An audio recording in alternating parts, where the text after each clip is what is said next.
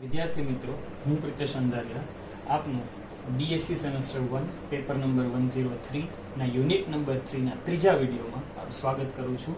આજના આપણા ટોપિક્સ છે examples of inverse of matrices and row rank and column rank.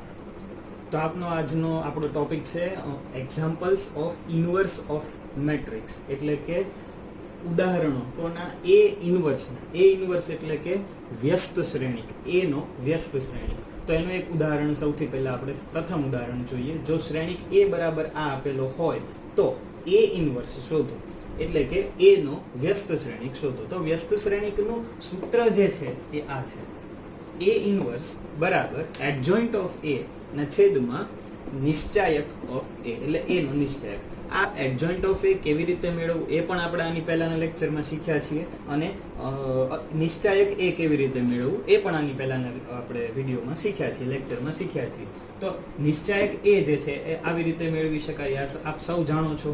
હવે અસ્તિત્વ ધરાવે છે કે નહીં એ ઇન્વર્સ, એ કેવી રીતે નક્કી થાય? તો એટલા માટે એ ચેક કરવું પડે, કારણ કે છેદમાં નિશ્ચાયક એ છે, એટલે કે મૂળ એ છે. તો નિશ્ચાયક એ જો 0 હોય તો આ જે કિંમત મળશે એ ઇન્વર્સ, એનું કોઈ અસ્તિત્વ રહેતું નથી, એ અવ્યાખ્યાયિત પદ થઈ જાય છે, છેદમાં 0 આવે. એટલા માટે એ 0 નથી, એ સૌપ્રથમ આપણે ચેક કરવું પડશે. તો એ સૌપ્રથમ ચેક કરવા માટે નિશ્ચાયક એ બરાબર આપણે સૌ જાણીએ છીએ 2 ના ગુણાકારમાં એનો હાર સ્તંભ સિવાયનો 4 તેરી ને 12 ઓછા 2 એકા 2.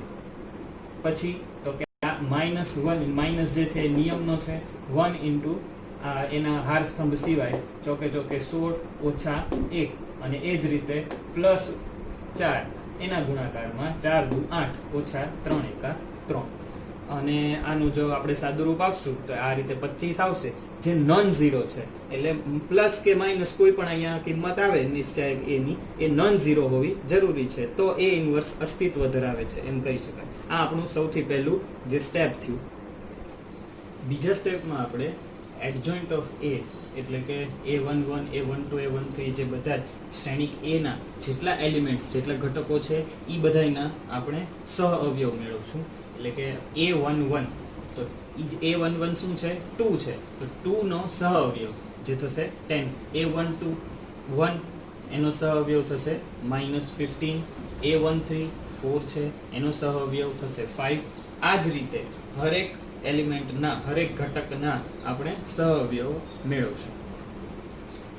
બધા જ સહઅવયવો મેળવ્યા બાદ એને આ રીતે સ્તંભમાં ગોઠવતા, અથવા તો પોતપોતાની પહેલા જગ્યાએ ગોઠવી અને પછી એનો ટ્રાન્સપોઝ લેતા આપણને એડજોઇન્ટ ઓફ એ મળશે. એ આપણે જાણીએ છીએ, એ આપણને આવડે છે. તો હવે આ એડજોઇન્ટ ઓફ એ ની કિંમત, એ ઇન્વર્સનું જે સૂત્ર છે કે એડજોઇન્ટ ઓફ એ ના છેદમાં નિશ્ચાયક એ માં એડજોઇન્ટ ઓફ એ ની કિંમત આપણે મૂકશું. હા, આ શું છે? 1/25 થશે ને નિશ્ચાયક એ ની કિંમત જે આપણે મેળવી આની પહેલા.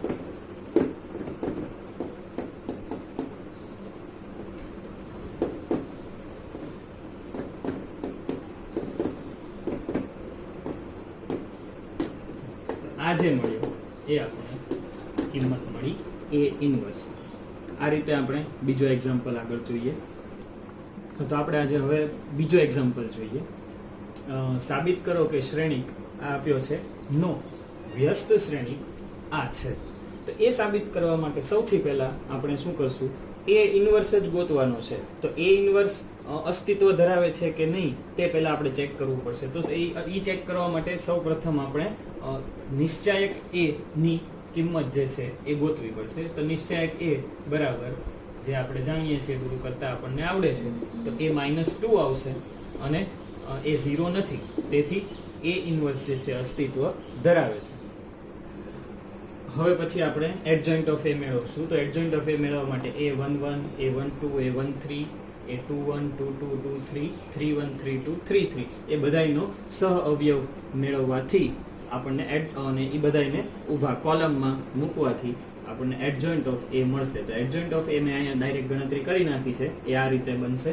તો આ એડજોઇન્ટ ઓફ એ મળ્યા પછી એ ઇન્વર્સ તો અસ્તિત્વ ધરાવે છે, એટલે એ ઇન્વર્સનું સૂત્ર જે છે એડજોઇન્ટ ઓફ એ અપોન નિશ્ચાયક a, એમાં એડજોઇન્ટ ઓફ a ની અને નિશ્ચાયક a ની કિંમત આપણે મૂકી દેશું. તો નિશ્ચાયક a ની કિંમત શું છે તો કે 1 ના છેદમાં ઓછા 2 છે, પણ અહીંયા છેદમાં છે નિશ્ચાયક એટલે એ છેદમાં આવશે, એટલે 1 ના છેદમાં ઓછા 2, અને બાજુમાં એડજોઇન્ટ ઓફ a ની કિંમત મૂકશું -1 -2 1 -1 2 -1 0 2 -2. તો આ રીતે કિંમત મૂક્યા પછી હા આપણે ચેક કરી લેવાનું એક વખત કે જો આને અંદર હરેક એલિમેન્ટ સાથે ગુણાકાર કરવાથી સ્કેલર મલ્ટીપ્લિકેશન જે આપણે શીખ્યા હતા એ મુજબ કઈ આન્સર જો બંધ બેસતો આવતો હોય, વ્યવસ્થિત આંકડા આવતો હોય તો આપણે એને અંદર ગુણાકાર કરાવીશું. તો -2 જે છે એ -1 ના છેદમાં જશે એટલે આવશે 1/2. -2 જે છે એ -2 ના છેદમાં જશે તો એ બની જશે 1. ત્યારબાદ -1/2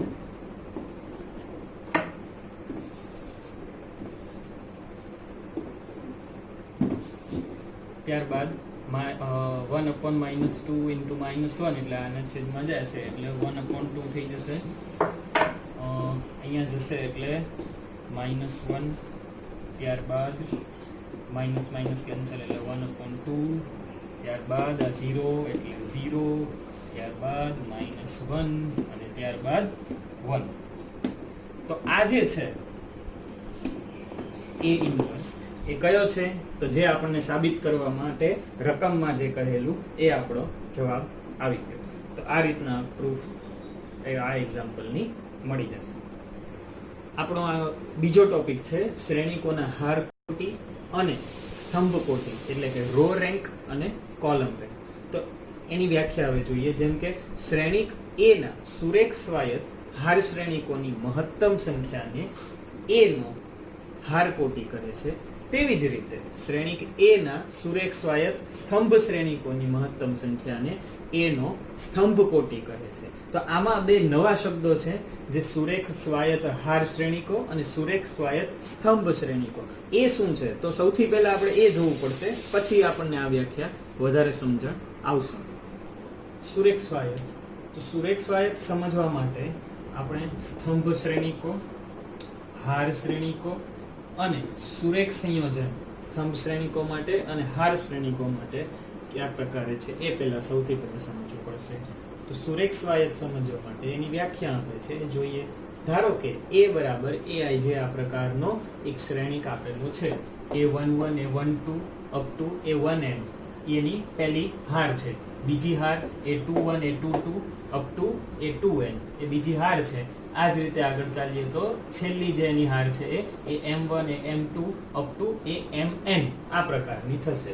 એ M ક્રોસ n પ્રકારનો એનો ઓર્ડર જે છે એ M ક્રોસ n છે, શ્રેણિક છે, જ્યાં એની ફર્સ્ટ કોલમ પહેલો સ્તંભ એને આપણે કહીએ છીએ C1 એ આ પ્રકારે થશે A11 A21 up to AM1. C2 બીજો સ્તંભ જે છે આ પ્રકારે થશે. તો આ બધા કયા થયા તો કે આ શ્રેણિક A ના સ્તંભ શ્રેણિકો થયા. એ જ રીતે શ્રેણિક A ના હાર શ્રેણિકો આ રીતે મળશે. એને આપણે નામ આપશું capital R1 capital R2 up to capital RM. A R1 આ રીતે થશે A11 A12 up to A1n. Sorry અહીંયા 1n આવશે. હા, એ R2 એટલે કે બીજો હાર શ્રેણિક જે છે એ 21 22 અપ ટુ N2 થશે અને આ Rn થશે. એ બધા જે છે એ હાર શ્રેણિકો છે. હવે જો એક α1 α2 અપ ટુ αn અદિશો, અદિશ એટલે આપણે શું જોયું હતું પહેલા, સ્કેલર, વાસ્તવિક અથવા તો સંકર સંખ્યા એને કહેવાય અદિશોને.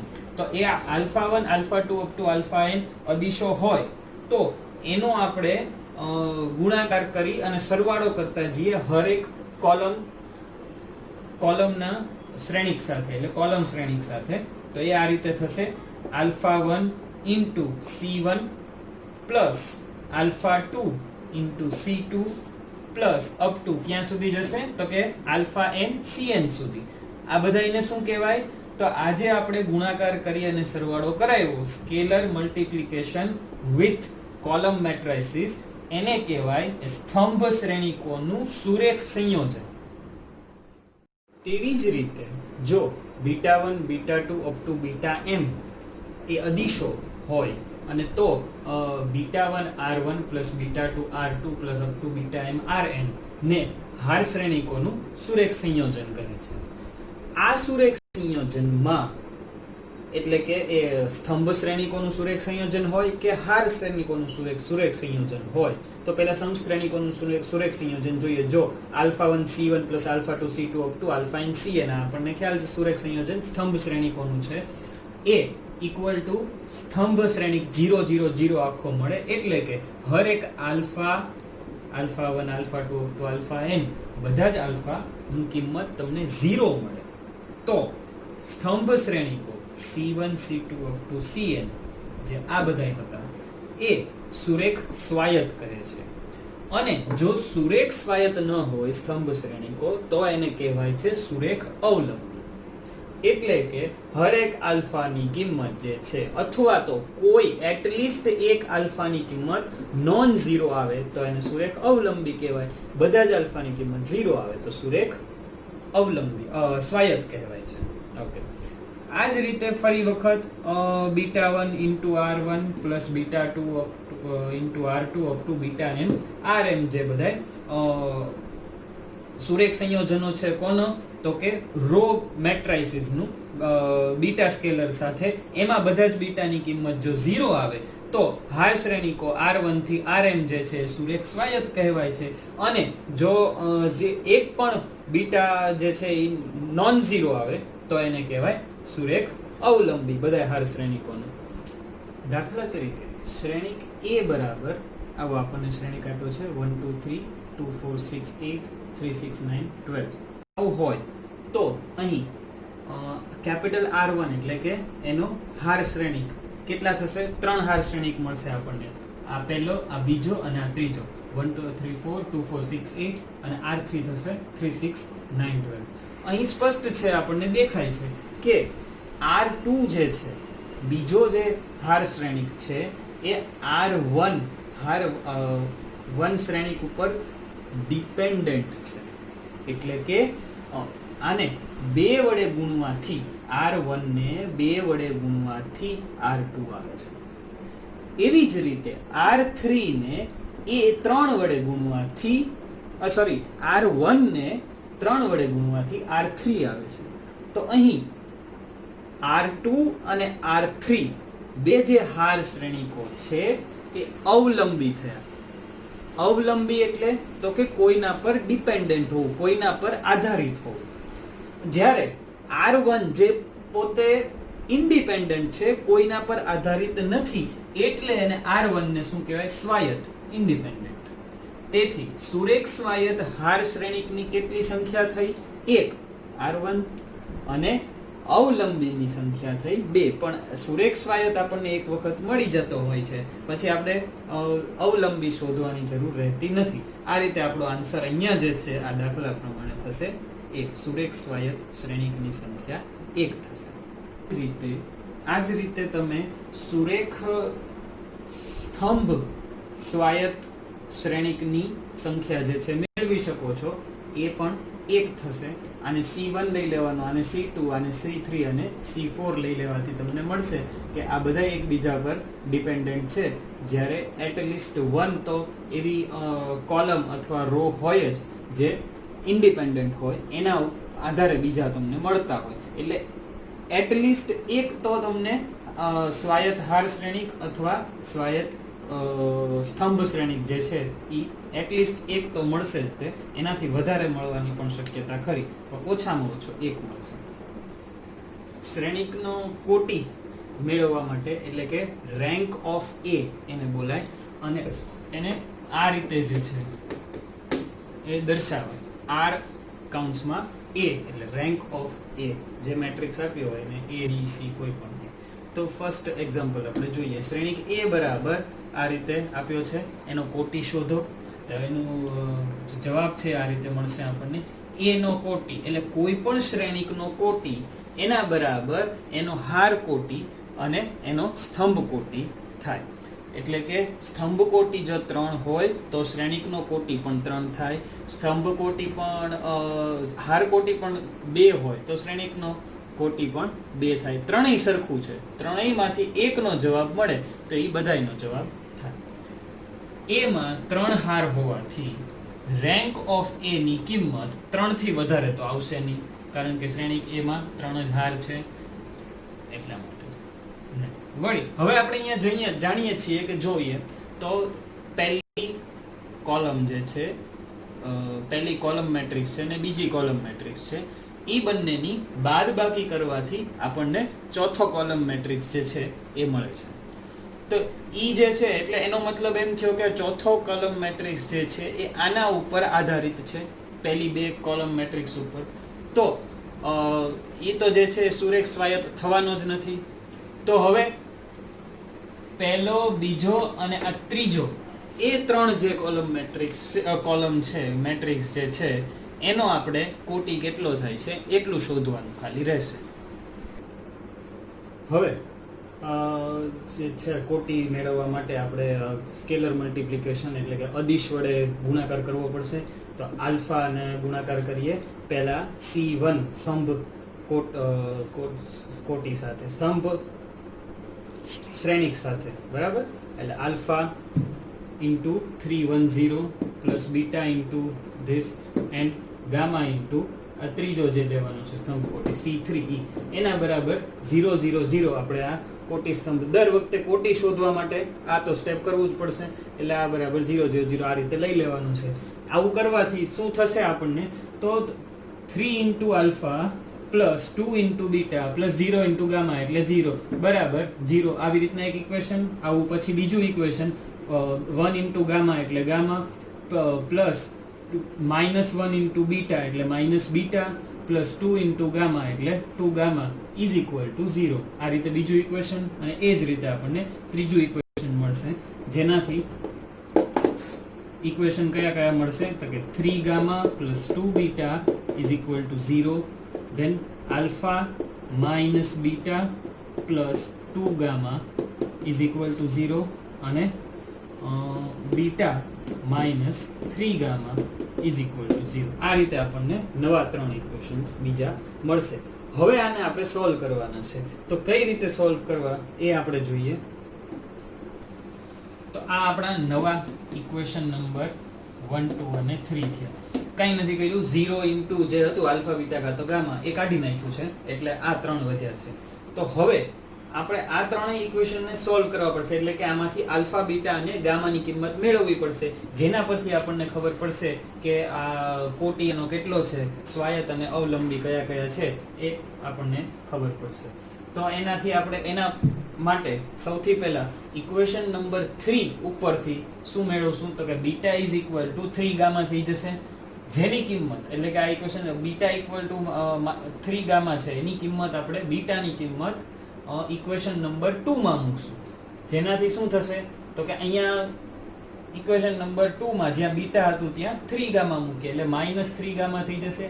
Alpha -3 gamma plus 2 gamma is equal to 0, એટલે આનું શું થઈ જાય માઇનસ ગામા થઈ જશે, એટલે alpha minus gamma is equal to 0. તો આમાંથી આપણને શું જવાબ મળ્યો તો કે alpha is equal to gamma. તો alpha is equal to gamma આ કિંમત છે ફરી વખત ઇક્વેશન નંબર 2 માં આપણે અહીંયા મૂકીએ તો શું થાય તો કે alpha minus beta plus 2 alpha, કારણ કે આલ્ફા બરાબર ગામા બરાબર શું લીધું આપણે આલ્ફા આવી ગયું છે, એટલા માટે આ નવું કિંમત મળશે. આના આપણે સોલ્વ કરીએ તો આલ્ફા પ્લસ 2 આલ્ફા એટલે 3 આલ્ફા માઇનસ બીટા આ મળશે આપણને. આ આપણું નવું ઇક્વેશન થયું, સેકન્ડ ઇક્વેશન. હવે ફર્સ્ટ ઇક્વેશન તો આપણી પાસે હતું જ કયું તો કે 3 alpha plus 2 beta is equal to 0.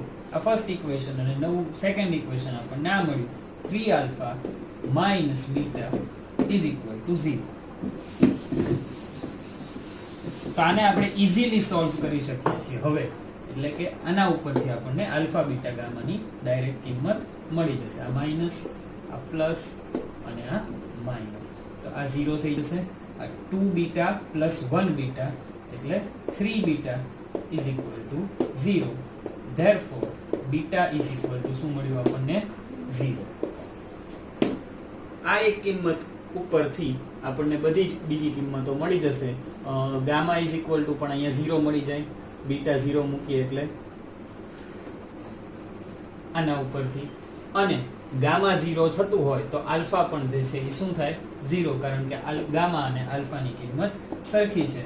therefore alpha and gamma also both are 0. તો આના ઉપરથી આપણે કહી શકીએ કે સ્તંભ શ્રેણીકો કયો કયો સ્તંભ શ્રેણીક હતા? પહેલો, બીજો અને ત્રીજો. આ ત્રણેય સુરેખ સ્વાયત્ત છે. તેથી રેન્ક ઓફ એ શું થશે? 3 થશે. તો આશા રાખું છું કે હવે આજના દિવસમાં જેટલું આપણે ભણ્યા રેન્ક ઓફ મેટ્રિક્સ અને એક્ઝામ્પલ્સ ઓફ એ ઇનવર્સ, તો એ બધા જ એક્ઝામ્પલ અને વ્યાખ્યાઓ એ તમને યાદ રહી ગઈ હશે અને એના ઉપરથી તમે આ જે એક્ઝામ્પલ્સ બંને જે છે એ જાતે ઘરે ગણવાની ટ્રાય કરી શકો છો. એ બરાબર આપ્યો છે શ્રેણી અને એનો કોટી શોધવાનો છે, અને બીજો જે એક્ઝામ્પલ છે એમાં એ બરાબર આપ્યો છે એનો એ ઇનવર્સ શોધવાનો છે. Thank you very much.